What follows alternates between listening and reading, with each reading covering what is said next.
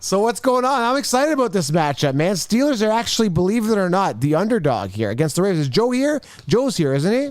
I'm here, baby. Let's go. Guys, I'll let you guys battle it out because I don't know who's going to win this one, but I'm going to lean towards the Steelers. I'm taking the 4 points on the spread. Well, I'll say this much. It's rightfully so why they would have Baltimore, favored, because given that they only got shellacked against Kansas City, but outside of that, they've had very stellar performances thus far this season. And you got to think about the pickups that they've done that they've picked up from the market in free agency, or have made some, trades as well. So it makes sense why you'd want to pick them up. And Pittsburgh playing terrible in the second half last week against Tennessee. But let me tell you something. It's not going to go down like that, because Pittsburgh's going to move on to 7-0. All right, they're going to take care of business. They've given Lamar Jackson the worst game of his career. All right, and then on top of that, the Ravens don't throw the ball extremely well, and let alone do if they want to. Period. And they're a team that plays when they have the lead.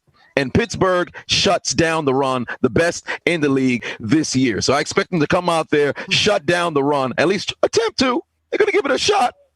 And then from that point, they can force Lamar to throw, and I'm pretty sure we can pick him off all day. Yeah, it seems like Pittsburgh is actually healthy now, so I'm excited. I'm excited to watch this matchup. Joe, what do you got to say about this one, man? I think it's a big test for the Ravens. This week they're going to be tested. Let's be honest.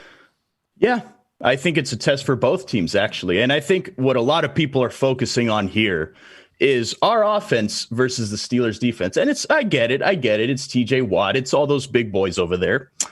But what people are not looking at is our defense versus large Benjamin Roethlisberger, as I call him, because we got Yannick Ngakoue coming for him. We got Calais Campbell coming for him. We got Matthew Judon. We got Derek Wolfe. We got the D-line to give Ben. Ben has not been uncomfortable at all this season. He's only been sacked 8 times. That's going to change. And I just want to say, let him throw 3 picks against this Ravens defense and see what happens. No. But seriously, I'm not expecting our offense to come out and ball out. I think it's going to be a defensive battle straight up. I think it's going to be like a 23-20 type of football game. This is going to be an AFC North war. And I expect for the crown to still be on the Ravens' head because we have been AFC North champs for the past 2 seasons. And that is not changing this year. I don't care what the Steelers have done, baby. We're getting this W today.